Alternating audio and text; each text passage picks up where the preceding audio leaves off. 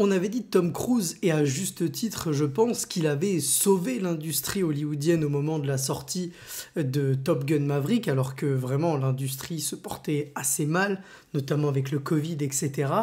Il avait réussi à taper le milliard au box-office. Est-ce que Tom Cruise va réitérer l'exploit avec ce Mission Impossible Dead Reckoning Part 1 ?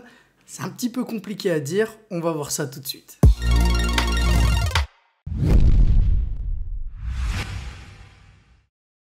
Salut à tous, ça y est, c'est l'heure de la critique de ce dernier épisode en date de la saga Mission Impossible, toujours porté par Tom Cruise, inépuisable malgré son âge grandissant, toujours réalisé par notre ami Christopher McQuarrie, qui était là déjà pour Rogue Nation et Fallout, et qui travaille également avec Tom Cruise depuis un petit peu plus longtemps, puisqu'il était également le réalisateur de Jack Reacher à l'époque.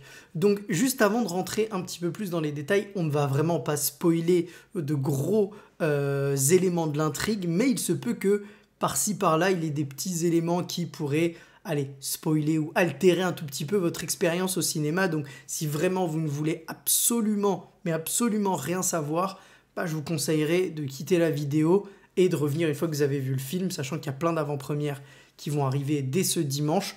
Donc n'hésitez pas, après, en vrai, je ne vais pas dévoiler des gros éléments de l'intrigue. Alors déjà, ce que je veux dire, c'est que, évidemment, je vais donner mon avis sur cette première partie de Dead Reckoning, mais évidemment que lorsque la deuxième partie va sortir, il se peut que mon jugement change dans le bon ou dans le mauvais sens, puisque finalement l'œuvre va être en deux parties et il faudra juger la totalité. Maintenant, si je dois m'intéresser que à cette première partie, qu'est-ce que ça nous raconte ? Eh bien, j'ai envie de dire que le scénario n'est pas très compliqué, pas très complexe.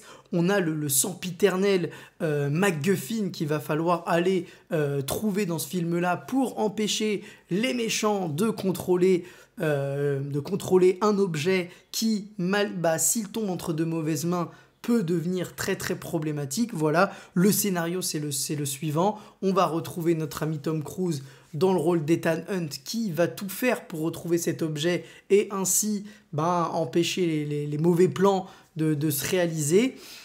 Du coup voilà, c'est vraiment mon gros point noir, c'est que vraiment on a l'impression que ce film-là, vraiment ce sur quoi on a misé, je pense, que ce soit McQuarrie ou Tom Cruise, c'est vraiment sur le côté grand spectacle. Et sur ce point-là, j'ai envie de dire que c'est clairement réussi en sortant du film, et encore plus quand on sait que toutes les cascades sont faites sans effets spéciaux. Alors évidemment, dans le film, il y a des moments où il y a des effets spéciaux, on va pas se mentir, mais les cascades les plus impressionnantes sont, elles, réalisées sans effets spéciaux. Et quand on sait ça, eh bien, en termes de grand spectacle, on va être servi.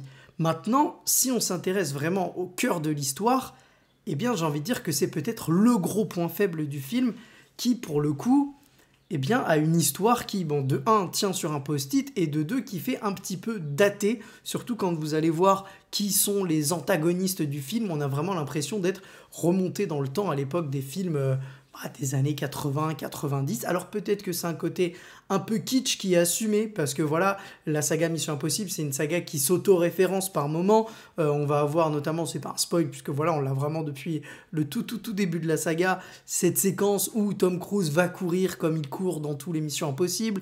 On a évidemment peut-être le côté un petit peu kitsch avec les faux visages qu'on retire comme des masques finalement. Donc voilà, il y a quelques éléments un petit peu kitsch qui font que ce film-là est à la fois moderne au niveau de l'action, puisque les scènes d'action sont vraiment très cool et on sent le danger, j'ai envie de dire, mais également un petit peu kitsch sur l'histoire que ça raconte. Pour en rester sur les points négatifs, ils ne sont pas très nombreux, mais je voulais les donner avant de passer sur les points positifs. Je dirais que c'est également la longueur du film.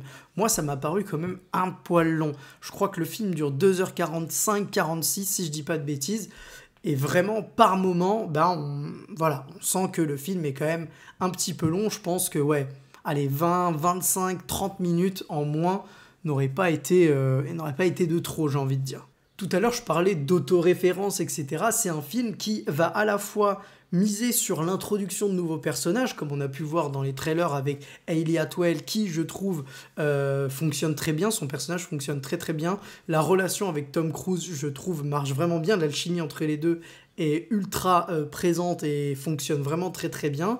On a également Pom Klementieff qui je trouve est totalement convaincante dans un rôle dans lequel on n'a pas l'habitude de la voir puisqu'on la connaît beaucoup ces derniers temps pour son rôle de Mantis dans le MCU qui est voilà un personnage un petit peu naïf, gentil, enfin voilà, et là elle va jouer pour le coup un personnage totalement différent puisqu'elle va jouer une méchante, et je trouve qu'elle s'en sort plutôt bien, même si, bon, elle n'a pas énormément de lignes de dialogue, mais je trouve que le personnage s'en sort vraiment bien. Et c'est les bonnes surprises de ce film, c'est les personnages qui ont été ajoutés, que ce soit Hayley Atwell, ou alors Pom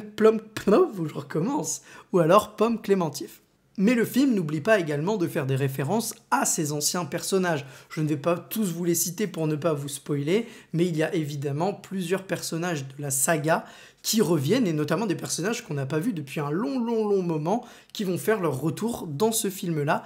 Et du coup, je pense que ça peut faire à la fois frétiller la corde nostalgique, mais aussi ça a son importance dans le film, j'ai envie de dire. Ils ne sont pas là juste pour le caméo, ils ont quand même une importance dans le film et dans le scénario. Pour ce qui est du gros antagoniste du film, vraiment le méchant du film, on pourrait le qualifier comme étant un Ethan Hunt maléfique, c'est-à-dire le côté vraiment totalement différent d'Ethan Hunt qui, pour le coup, lui, dans ses missions, met vraiment une part d'affect, d'empathie envers les gens. Là, vraiment, on a un vilain qui est le contraire, mais l'opposé total de ce que peut être Ethan Hunt et qui va être dévoué corps et âme à cet objet finalement que tous les partis tentent de récupérer et de contrôler. Lui va vraiment être à fond sur cet objet-là et être dévoué à 100%.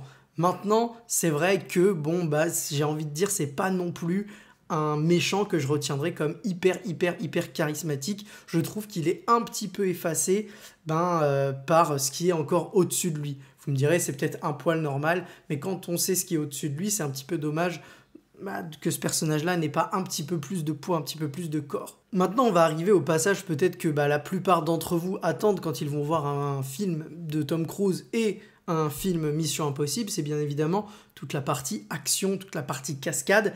Et pour le coup, on va pas se mentir, quand on voit qu'aujourd'hui, dans les films Made in Hollywood, il y a beaucoup de CGI, il y a très peu de trucs tournés en décor naturel, il y a beaucoup d'éléments numériques, et on voit que malheureusement, soit les studios n'ont pas le temps on ne laisse pas forcément de temps aux artistes pour pouvoir peaufiner tout, et ça donne des résultats un petit peu compliqués. Je pense notamment sur les derniers films, je peux citer Ant-Man, je peux citer The Flash par exemple, qui ont vraiment des effets spéciaux qui laissent à désirer. Là, pour le coup, comme tout est tourné dans un milieu naturel, comme tout est tourné sans effets spéciaux, c'est vraiment du practical, c'est vraiment fait de manière réelle, et bien ça rend parfaitement bien.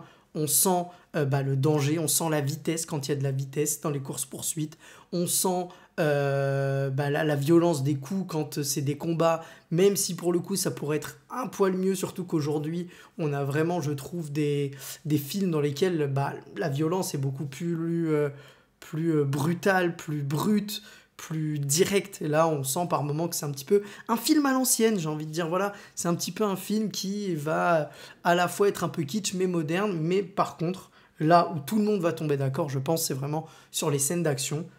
C'est vendu comme le gros élément du film, tout le marketing a été tourné autour de ça, que ce soit le saut en moto, que ce soit la scène avec le train, que ce soit d'autres scènes, vraiment tout le film, tout le marketing du film a été tourné autour de ces scènes-là, et c'est une réussite à l'écran, même si malheureusement, alors encore une fois visuellement c'est parfait, mais c'est dommage qu'on nous ait sorti plein de petites featurettes, plein de petits behind the scenes qui du coup nous en montrer peut-être un petit peu trop. Je pense notamment à la scène de la moto qui, dans le film, est beaucoup moins impactante, même si elle l'est, on va pas se mentir, mais elle est quand même beaucoup moins impactante que si on n'avait vraiment rien vu.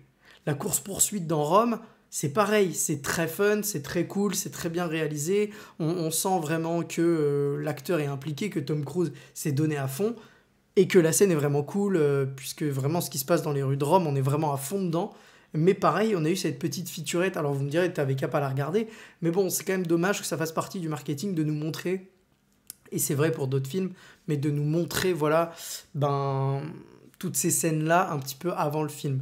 Par contre, ce que j'ai aimé au niveau de l'action, c'est aussi la variété, c'est-à-dire que on va avoir des combats à main nue, on va avoir des combats avec des armes, des gunfights notamment au début du film, toute une séquence dans le désert que moi j'ai vraiment bien aimé, on a des courses-poursuites, on a des sauts notamment avec la moto, mais qui n'est pas le seul, on a également des séquences d'action à bord de ce train, que ce soit sur le train ou même à l'intérieur, qui fonctionnent pour le coup vraiment bien, et c'est vraiment le gros point fort de ce film-là.